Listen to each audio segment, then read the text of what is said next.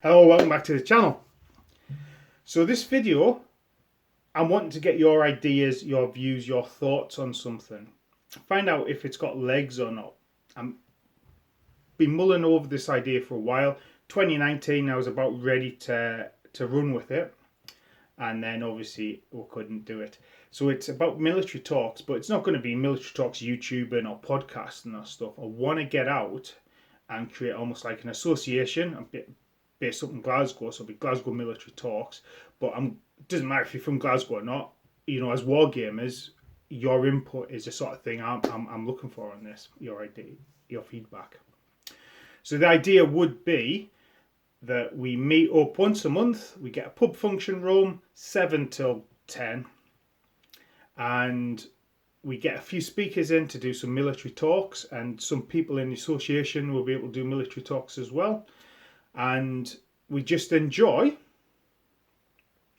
we just enjoy talking about history, and maybe some of that can be linked to wargaming or not. Who knows where it would be and what the audience develops.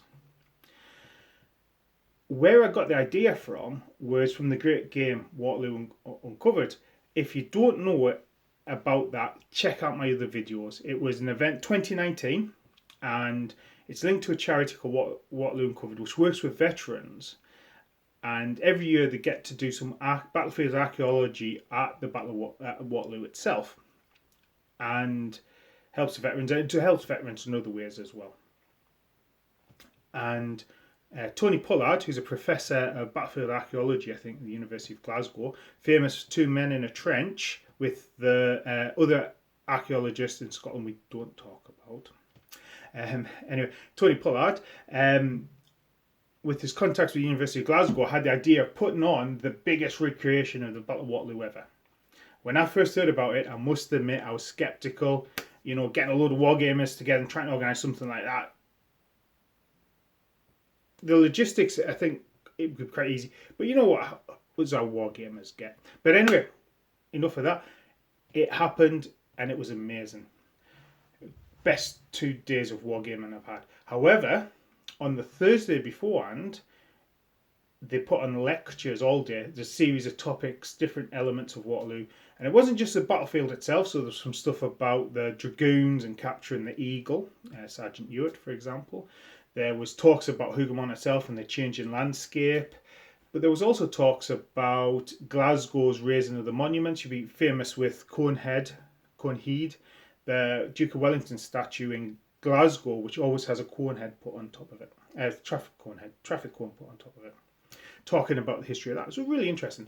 Then at the end of the day of lectures, there was some questions about why we've not had anything about Prussians. I asked a question, which was, what should the battle have actually been called? The French call it Mont Saint-Jean. Wellington chose Waterloo because it was a more anglicised name for the propaganda back home. And Beluga wanted to call it La Belle Alliance, which famously was Napoleon's command post, but also the Beautiful Alliance. Waterloo was an allied, a coalition victory. But anyway, so somebody asked the question, why didn't we have any specific things on the Prussians? And Tony's answer was he didn't know anybody who had any knowledge of the Prussians. Now, Tony comes from an academic background, and the people he had were great academics. And actually, I loved being back in a lecture theatre again and seeing lectures. I'm not around academia myself, but it took me back to my university days, and it was a really good day. But then what got me thinking was, I know loads of people with military history knowledge and experience, and just love sharing that and wargaming. As a wargamer, we've all got our particular niches, and within those niches, some of us have got some really specialised knowledge. I'm always amazed, say on Facebook, when somebody asks a question, that somebody else is able to come back with some really detailed answers. So that's what got me talking, almost like a history for the common man.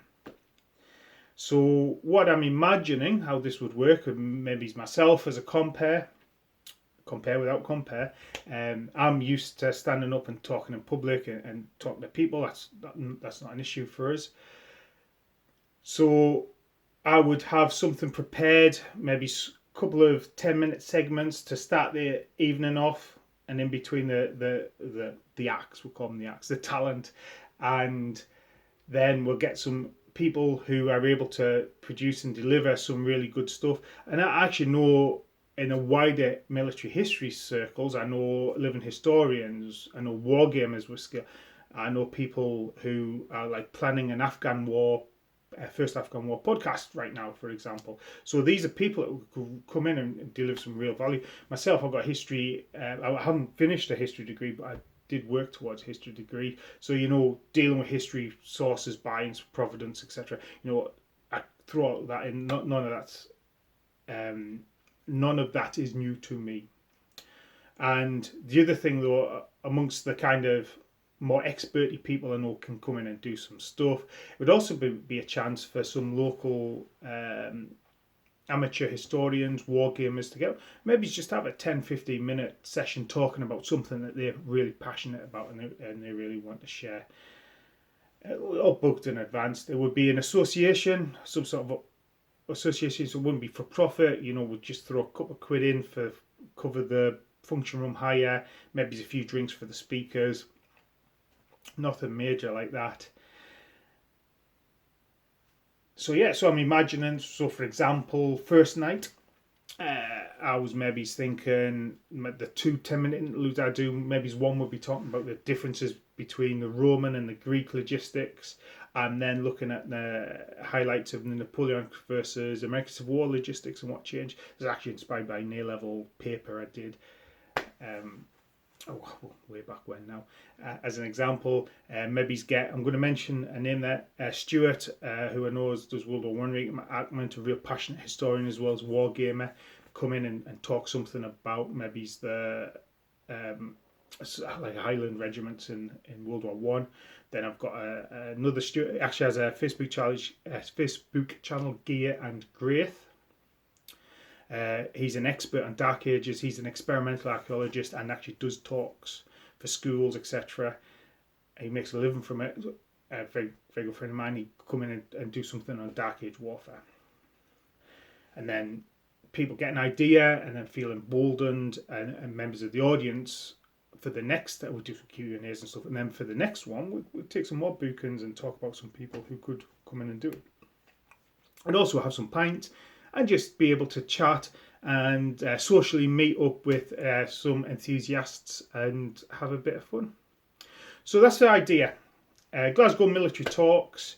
It could be anywhere. So if your feedback is, it sounds great, but I don't live in Glasgow, tell us why it sounds great so I can, just hone this idea down. So when I get around to doing it, probably early next year, I can deliver it the best it can be and hit the floor running. But yeah, let us know your thoughts on that. The other thing it does is allows me to do a few more different things for this channel. I can write and deliver some of my compare bits, 10-15 minutes bits for histories, and so we can get that sorted out, and maybe even on the night itself record the speakers as well and throw that on YouTube. But anyway, let us know your thoughts. I think that might be the third time I've said that, but I do apologise. And I hope you're having a great time wargaming at the moment. And look forward to chatting to you soon. So that's goodbye for now. Bye-bye.